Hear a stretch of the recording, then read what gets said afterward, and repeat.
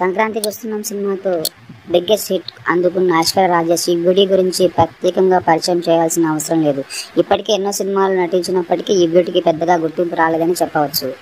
ఈ రీసెంట్గా నటించిన సంక్రాంతికి వస్తున్నాం సినిమాతో ఐశ్వర్య రాజేష్కు విపరీతంగా క్రేజ్ తెలుగులో పెరిగిపోయింది. ఈ సినిమాలో తన అద్భుతమైన నటన, అమాయకమైన డైలాగ్స్తో అభిమానులను కట్టుపడేసింది. ఈ సినిమాలో తన నటనను చూసిన ప్రతి ఒక్కరూ ప్రశంసలు కురిపిస్తున్నారు.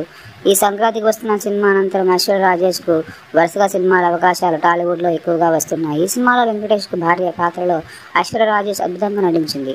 ఈ సినిమా మంచి సక్సెస్ అందుకోవడంతో ఐశ్వర్య రాజేష్కు విపరీతంగా అభిమానులు పెరిగిపోయారు.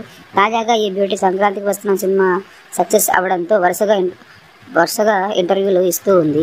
తాజాగా ఇంటర్వ్యూలో ఐశ్వర్య రాజేష్ పాల్గొన్నారు.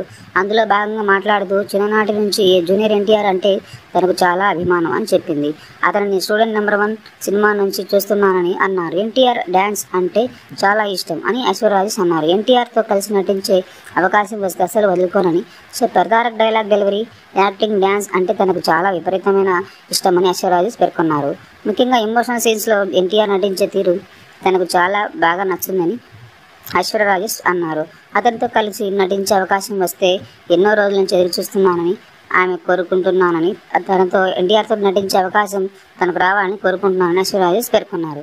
ఎన్టీఆర్తో కలిసి నటించే అవకాశం వస్తే అసలు వదులుకొని చెప్పింది. ఇప్పటి వరకు అవకాశం రాలేదు, కానీ తప్పకుండా ఎన్టీఆర్తో కలిసి నటించే అవకాశం రావాలని కోరుకుంటున్నానని ఐశ్వర్య రాజేష్ ఇంటర్వ్యూలో భాగంగా పేర్కొన్నారు.